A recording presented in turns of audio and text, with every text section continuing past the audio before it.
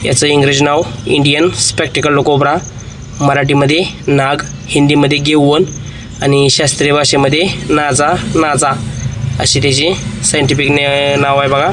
आणि ही 4 प्रकारची नावं मी तुम्हाला सांगितली, मराठी, हिंदी, इंग्रजी आणि सायंटिफिक नेम. आणि 1972च्या कायद्याअंतर्गत बघा, जर सापाला इजा पोचवली किंवा कोंडून ठेवलं, मारलं किंवा तस्करी केली तर 3 ते 7 वर्ष शिक्षा आहे आणि अजामीनपात्र गुन्हा आहे आणि दंडही होऊ शकतो बघा 1.5 लाखापर्यंत. त्यामुळं अजिबात कोणीही सापांना इजा पोचवण्याचा प्रयत्न करू नका, कारण साप आहेत म्हणून आपण आहे. कारण उंदरांपासून माणसाला 27 प्रकारचे रोग होत असतात आणि एक नर मादी उंदराची जोडी असेल तर वर्षाला 850 पिल्लांच्या वर जन्म घालत असते.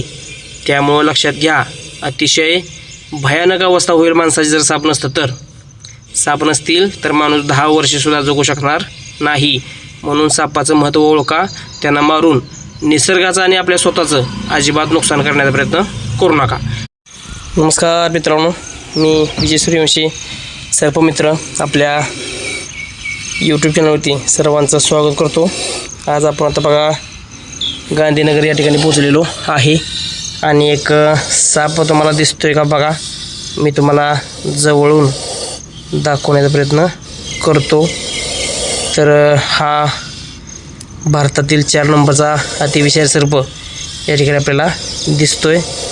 तर आपण त्याला पकडण्यासाठी या ठिकाणी आलेलो आहे बघा मित्रांनो.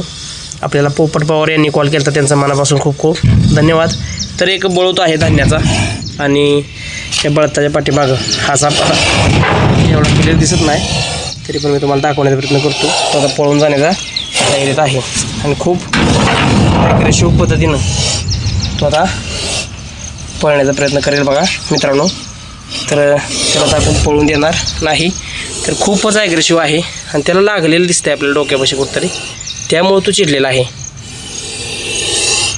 म्हणून त्याला जरा चिमटला आहे थोडासा, मनापासून माफी असावी, कारण त्याला थोडंसं लागलं आहे, तुम्हाला वाटलं तर थोडंसं तो चिमटला आहे. तर तो आता पूर्णपणे उभा राहण्याच्या तयारीत आहे बघा. त्याच्या डोक्याजवळ अगोदर काहीतरी लागलेलं दिसतंय आपल्याला, त्यामुळे तो जास्त ॲग्रेसिव्ह झालेला आहे, चिडला आहे. तर बघू शकता मित्रांनो कशा प्रकारे तो फणा दाखवून आपल्याला पूर्व चेतावणी देतोय. म्हणजे तो आपल्याला सांगतोय माझ्या जवळ येऊ नका म्हणून तो सांगतोय आपल्याला. अतिशय सुंदर देखणा साप आपल्याला या ठिकाणी पाहायला मिळतोय. तर त्याचा फणा जर आपण बघितलं तर फणा बघा, एक बाजू उंच आणि एक बाजू खाली आहे. बघू शकताय कशा पद्धतीने तो आपल्याला दिसतोय. याचं इंग्रजी नाव इंडियन स्पेक्टिकल कोब्रा, मराठीमध्ये नाग, हिंदीमध्ये गेववन आणि शास्त्रीय भाषेमध्ये नाजा अशी त्याची सायंटिफिक नाव आहे बघा. आणि ही 4 प्रकारची नावं मी तुम्हाला सांगितली, मराठी, हिंदी, इंग्रजी आणि सायंटिफिक नेम. तर बघा मित्रांनो की आपल्या महाराष्ट्रामध्ये माणसाच्या संपर्कात येणारे जे काही विषारी साप 4 आहेत, त्यामध्ये या सापाचा 4था क्रमांक लागतो. याच्यामध्ये न्यूरोटॉक्सिन या प्रकारचे विष आढळून येत असतं. आणि हा साप जो आहे तो सरासरी बघा 3 ते 4 फूट वाढत असतो. अधिकतम लांबी याची 6 फुटापर्यंत वाढत असते. खूपच आक्रमक झाल्यामुळे तो फणा दाखवून आपल्याला पूर्व चेतावणी देतोय. कोणताही साप जाणून बुजून आपल्याला चावत नसतो, त्यामुळं घाबरून सापांची हत्या वगैरे करू नका, कारण अन्न साखळीतला अत्यंत महत्त्वाचा घटक असल्यामुळं त्याला मारणं चुकीचं आहे. आणि 1972च्या कायद्याअंतर्गत बघा, जर सापाला इजा पोचवली किंवा कोंडून ठेवलं, मारलं किंवा तस्करी केली तर 3 ते 7 वर्ष शिक्षा आहे आणि अजामीनपात्र गुन्हा आहे आणि दंडही होऊ शकतो बघा 1.5 लाखापर्यंत. त्यामुळं अजिबात कोणीही सापांना इजा पोचवण्याचा प्रयत्न करू नका, कारण साप आहेत म्हणून आपण आहे. कारण उंदरांपासून माणसाला 27 प्रकारचे रोग होत असतात आणि एक नर मादी उंदराची जोडी असेल तर वर्षाला 850 पिल्लांच्या वर जन्म घालत असते. त्यामुळं लक्षात घ्या, अतिशय भयानक अवस्था होईल माणसाची जर साप नसतं तर. साप नसतील तर माणूस 10 वर्षेसुद्धा जगू शकणार नाही. म्हणून सापाचं महत्त्व ओळखा, त्यांना मारून निसर्गाचं आणि आपल्या स्वतःचं अजिबात नुकसान करण्याचा प्रयत्न करू नका.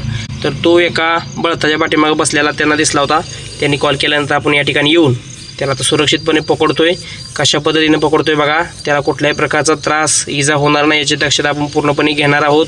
आणि त्यानंतर त्याला सुरक्षित बॅगमध्ये पॅक करून, आता उन्हाळ्याच्या दिवसामध्ये काय होतं आहे बघा मित्रांनो, आता काल पाऊस पडून गेला आहे, परंतु उन्हाळ्याच्या दिवसामध्ये काय होतं की आपण त्याला बरणीमध्ये वगैरे पॅक करत असेल तर ते काय होतं, बरणीमध्ये पॅक करत असताना टेम्परेचर फक्त आतलं बरणीतलं बघत जावा, कारण उन्हात बरणी ठेवलेली ऑलरेडी गरम असेल आणि आपण त्या सापाला पकडलं तर जंगलापर्यंत जास्त सोडेपर्यंत त्याचा स्ट्रोक येतोय त्याला आणि गरमीनं त्याला त्रास होऊन मरतेच साप. त्यामुळं तेवढी काळजी सर्व मित्रांनी घ्यावी ही नम्रतेची विनंती त्यांना आहे.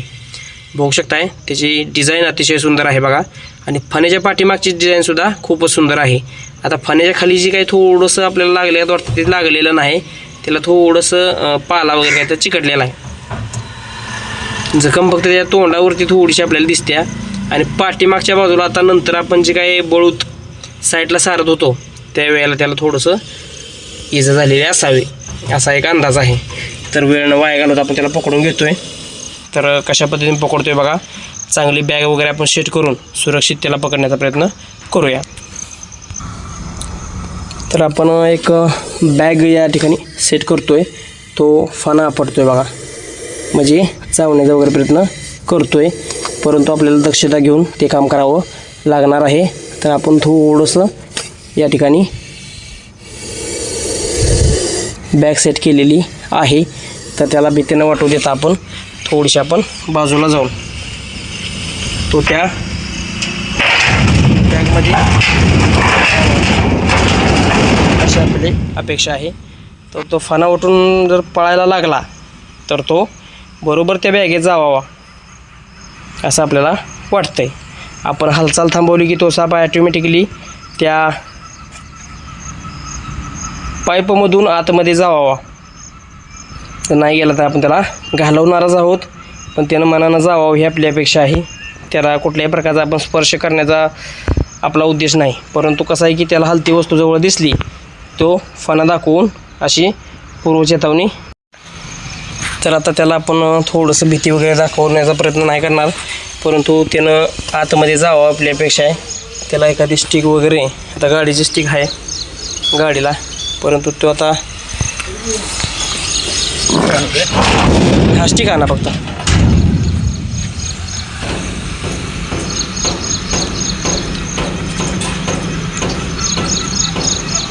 तर कशा पद्धतीनं आपण त्याला बरणीमध्ये टाकतोय किंवा बॅगमध्ये पॅक करतोय हे लक्ष द्या, कारण त्याला पकडून सुरक्षित निसर्गात सोडणं हा आपलं काम आहे आणि त्याला त्रास नाही होऊन द्यायचा. आपण आता जवळ आलो की जास्त तो फणा आपटणार आहे, लक्षात घ्या. कशा पद्धतीने दिसतोय आपल्याला बघायचं आहे. तर कुठलाही साप आपल्याला जाणून बुजून चावत नसतो याची दक्षता घ्या. त्यामुळं अजिबात सापांना मारून निसर्गाचं कोणी नुकसान करायचं नाही. तर ती जखम आपल्याला दिसते बघा या ठिकाणी, पहिली जखम असावी त्याची. त्याला वेळ न घालवता आपण पकडून घेऊया. कॅमेरा पकडा, आडवा पकडा, हाय असंच पकडा फक्त. त्याला मी बरोबर पकडून घेतो.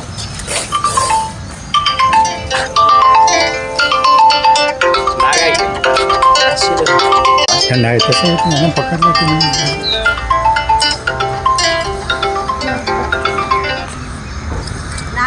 हरिओम. हां हो विषय साप आहे ते काय इथंच की.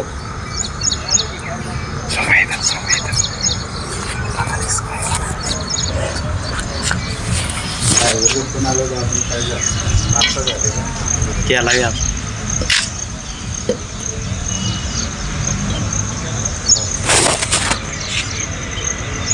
तिथनं बाहेर निघेल. नाही शिवलेले काढा येते वेळ लागते त्याला.